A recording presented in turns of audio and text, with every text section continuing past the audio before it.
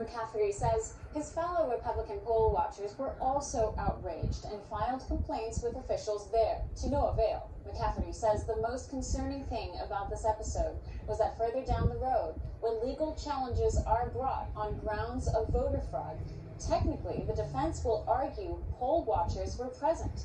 But realistically, even if the poll watchers were in the room, they weren't allowed to do their jobs. Chanel Bion, One American News, Washington.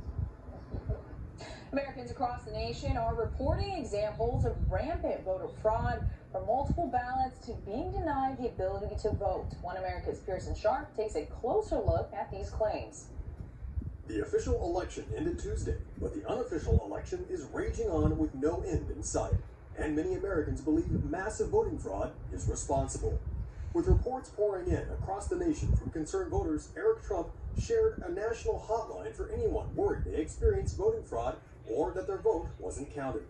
Here at One American News, we've received countless messages from viewers with personal examples of how they experienced voting fraud themselves. Some said they witnessed suspicious activity at their polling places, such as out-of-state vehicles picking up or delivering ballots, election supervisors in Florida campaigning for Joe Biden at the polling place, overflowing ballot boxes, people unable to register or remove themselves from states like California where they used to live, people receiving ballots for dead people, people voting and watching as their selection for President Trump was changed to Biden, receiving ballots for people who have never lived at their address, or people receiving multiple ballots to their homes.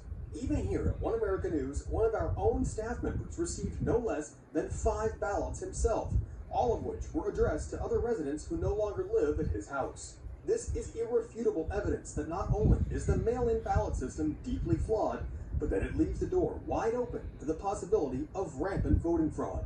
If those ballots had been delivered to someone who wanted to commit voting fraud, all they would have had to do was fill them out and mail them in, and no one could prove the correct person didn't vote. At least 7 wards in Milwaukee alone reported receiving more votes than there are registered voters, and the state's total turnout was over 90%, which is nearly impossible to achieve.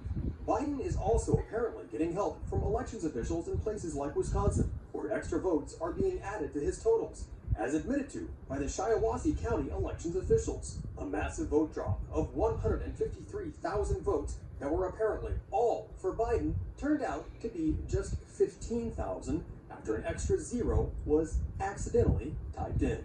And naturally, anyone who happens to point out these disparities is blocked or censored on Twitter. One American News had our own report censored on YouTube, with the audio muted and a warning posted about fact-checking the report and how voting fraud isn't real. Poll workers in Pennsylvania even admit to having thrown out over 100 votes for President Trump, and a lawsuit filed by the Public Interest Legal Foundation reveals there are at least 21,000 dead people on the state's voter rolls. A poll watcher in Philadelphia was wrongfully prevented from observing the voting process, and in Detroit, ballot observers were removed from a room where the ballots were being counted, and cardboard was taped across the windows so no one could see the votes being counted.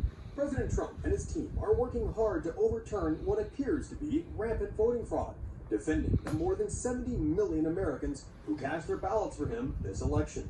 Vote by mail has always been vulnerable to fraud, and with over 50% of the country mailing in their ballots, the chances for vote tampering skyrocket.